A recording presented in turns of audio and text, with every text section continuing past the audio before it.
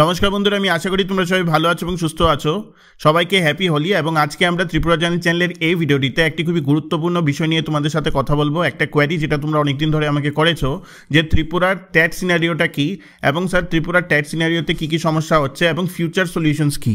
তো আজকে আমি এই ভিডিওটিতে ডিটেলস এই প্রত্যেকটা জিনিসের উপর ডিসকাস করব যে ত্রিপুরার ট্যাট সিনারিও কারেন্টলি কোথায় আটকে রয়েছে, ত্রিপুরার ট্যাট সিনারিওতে ফিউচারে আমাদের কী সলিউশন আমরা এক্সপেক্ট করতে পারি, এবং তোমরা কিভাবে ফিউচারে ভালোভাবে ট্যাটের জন্য প্রিপারেশন করতে পারো। অনেকগুলো জিনিস আছে এটার মধ্যে, কনস্টিটিউশনাল ম্যাটারও আছে, সেগুলি নিয়ে আজকে ডিসকাস করব।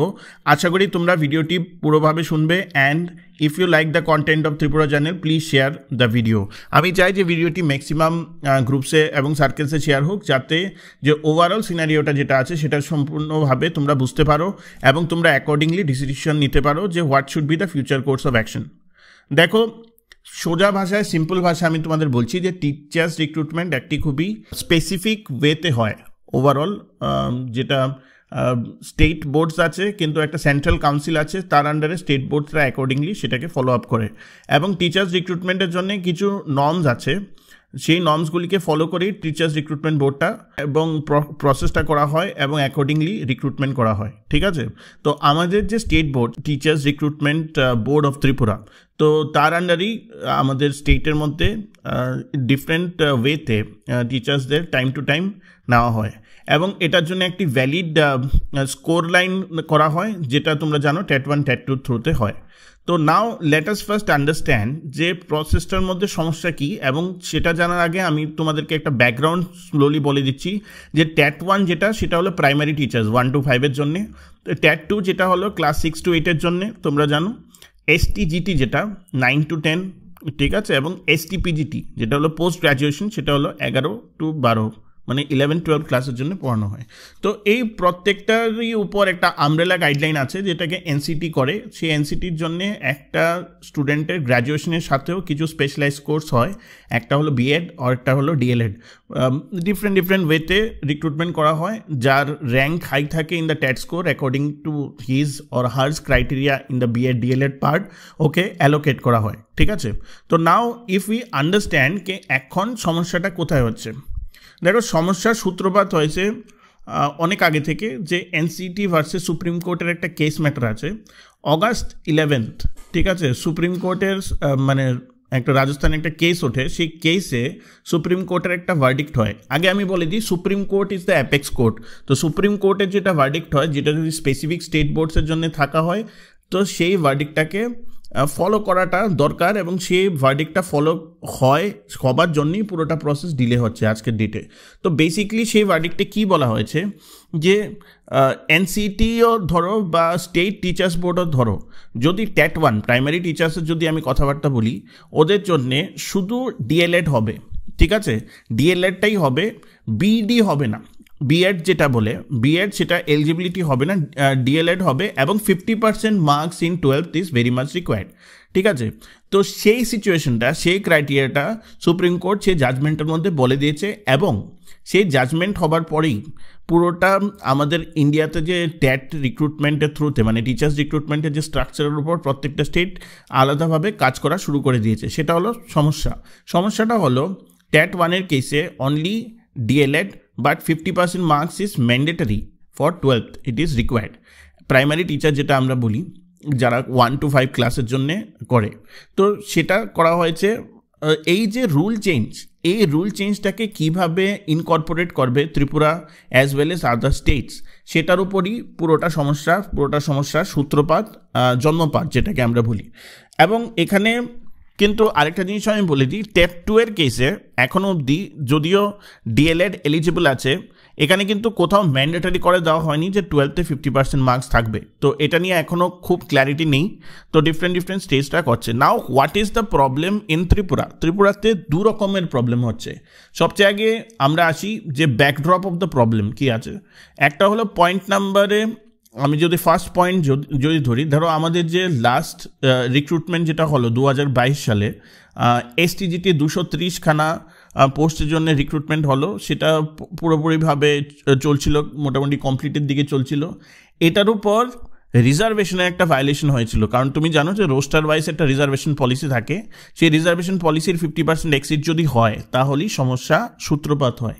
তো সেখানে হাইকোর্টে একটা কেস হয়েছে, যার জন্য কেসটা এখনও অনগোয়িং চলছে, যে রিজার্ভেশন পলিসি ভায়োলেট করে কিভাবে 230 খানাকে দেওয়া হয়েছে। So that is point number 1। এটা একটা ব্যাকড্রপ, এটা হলো লিগেল পয়েন্ট যেটা একদিকে চলছে। আরেকদিকে কি চলছে, অনেক অলরেডি কোয়ালিফাইড আছে TET 1 এবং TET 2 অনেক ক্যান্ডিডেটসরা, ঠিক আছে। নাও এনসিটির যে নতুন গাইডলাইন, এনসিটির নতুন গাইডলাইন ওয়াইজ যে প্রাইমারি টিচার্সের কেসে ডিএলএড লাগবে এবং 50% ইন 12th ইজ মাস্ট। এই যে গাইডলাইনটা যেটা এনসিটিই ইনকর্পোরেট করছে in accordance to the NCT versus supreme court case যেটা ম্যাটার চলছে সেটার উপর, তো সেটাকে কিভাবে এখন ইনকর্পোরেট করা যায়। আগে তো এই গাইডলাইনটা ছিল না, এখন TET 1 এবং TET 2-তে যারা অলরেডি রিক্রুটেড হয়ে রয়েছে ওদের ভবিষ্যৎটা কি সেটা নিয়ে কথাবার্তা চলছে। তো অবভিয়াসলি একটা constitutional matter as well as there is a current backdrop যেটা চলছে। একদিকে একটা রিক্রুটমেন্ট প্রসেস হাইকোর্টে স্টল হয়ে আছে, আরেকদিকে যে জিনিসটা হচ্ছে যে এনসিটির যে গাইডলাইন ওয়াইজ, সেই গাইডলাইন ওয়াইজ এখন প্রত্যেকটা স্টেটকে ফলো করতে হবে। Now what is the solution, যেটা অনারেবল সিএম রিসেন্টলি আমাদের যে সেশনটা হলো, সেশনের মধ্যে যেটা বলেছে, the state government of Tripura is already looking into amendment of recruitment rules. এখন রিক্রুটমেন্ট রুলসটা কি আমি তোমাদের একটু বলি, বোঝার চেষ্টা করো। যে কোনো পোস্টের জন্য তোমার যদি রিক্রুটমেন্ট হয়, সেটা জেআরবিটি হোক, টিপিএসসি হোক, টিআরবিটি হোক, প্রত্যেকটার জন্য একটা স্পেসিফাইড রিক্রুটমেন্ট রুলস লাগে। এবং in case of teachers recruitment, সেই স্পেসিফাইড রিক্রুটমেন্ট রুলসটা ফলো করতে হয় according to the national guidelines more or less. তো ন্যাশনাল গাইডলাইন্স যদি আমার ফলো করতে হয় এবং ন্যাশনাল গাইডলাইন্সের মধ্যে যদি আমার প্রাইমারি টিচার্সের জন্য ডিএলএডের ম্যাটারটা এরকমভাবে বলা হয়েছে যে 50% in 12th is must, so I need to incorporate it right now. এখন কথা হলো পুরনো স্টুডেন্ট যারা TET 1 এবং TET 2 অনেকে পেয়ে রয়েছে, ওদের যে পেরোলটা সেটাকে কিভাবে আমরা কভার আপ করবো। আমার যতটুকু ধারণা ইন্টারনাল সোর্সেস থেকে যেটা শোনা হচ্ছে যে অ্যামেন্ডমেন্ট অফ রিক্রুটমেন্ট রুলসের মধ্যে একটা specific relaxation up to A point of time সেটাকে চাওয়া হয়েছে। এটা নিয়ে লেখা হয়েছে টু দ্য সেন্ট্রাল গভর্নমেন্টকে এটা ইনকর্পোরেট করে দেওয়া হয় যাতে পুরনো ব্যাকলগটা ফিল আপ হয়, এবং তারপর থেকে নতুন যখন ট্যাট হবে সেই নতুন ট্যাটের মধ্যে যাতে এই সব জিনিসগুলিকে ইনকর্পোরেট করা হয়। তো তোমরা বেসিক্যালি আন্ডারস্ট্যান্ড করতে পারছো যে এখন সমস্যাটা কোথায়। তো এখন হলো এটার সলিউশনটা কি। তোমরা হয়তো জানো, এটা তোমরা যারা যারা ট্যাট নিয়ে চর্চা করো তোমরা এটা জানো যে প্রত্যেকটা স্টেটে এটা নিয়ে খুব ভাবছে এবং প্রত্যেকটা স্টেটে এটাকে ভালোভাবে ইমপ্লিমেন্ট করার চেষ্টা করছে। নাও ইমপ্লিমেন্টেশন করতে হলে specially for a state like Tripura, যেখানে অলরেডি আমার ব্যাকলগ রয়েছে অনেকগুলি ক্যান্ডিডেটের TET 1 TET 2, ওদের জন্য আমার অ্যামেন্ডমেন্ট করতে হবে রিক্রুটমেন্ট রুলস। এবং রিক্রুটমেন্ট রুলস অ্যামেন্ড করার পর যে জিনিসটা হবে সেটা হলো ফিনান্সের অনুমোদন নিতে হবে। তো অবভিয়াসলি ফিনান্সের অনুমোদন তো পরে আসবে, আগে তো আমার সার্ভিস রুলস বা রিক্রুটমেন্ট রুলস যেটা আছে সেটা আমার আগে ইনকর্পোরেট করতে হবে, সেটা নিয়ে কাজ চলছে। ওয়ান্স দ্যাট ইজ ডান, ফিনান্সের অ্যাপ্রুভেল অবভিয়াসলি সাবসিকুয়েন্টলি পাওয়া হবে এবং অবভিয়াসলি রিক্রুটমেন্ট করা হবে। আমি তোমাদেরকে বলি ভ্যাকেন্ট পোস্ট কিন্তু প্রচুর আছে, ঠিক আছে।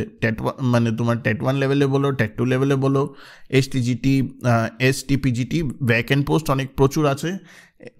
Right now the work is going on in terms of the structure. আমি যেটা বুঝি, মানে যেটা এখানে টেঞ্জিবল সলিউশন যেটা, এবং আমি এটা আপনাদের অভিভাবকদের বা অ্যাডমিনিস্ট্রেটরদের আমি যেটা বলবো, অলরেডি যারা ট্যাটের মধ্যে ফিল আপ হয়ে রয়েছে, TET 1 এবং TET 2 এর এমবিতে যারা অলরেডি পড়ে গেছে, ওদেরকে একটা সার্টেন অ্যামাউন্ট অফ রিল্যাক্সেশন আপনাদের দিতে হবে in accordance to their merit. এবং এরপর থেকে যখন নিউ এনসিটি গাইডলাইনটা ইনকর্পোরেট করা হবে, তারপর থেকে যেটা অ্যাকর্ডিং টু সুপ্রিম কোর্ট দিয়ে যেটা ডিফারেন্ট স্টেটের করছে, সেই স্টেট ওয়াইজ আপনাদের করতে হবে।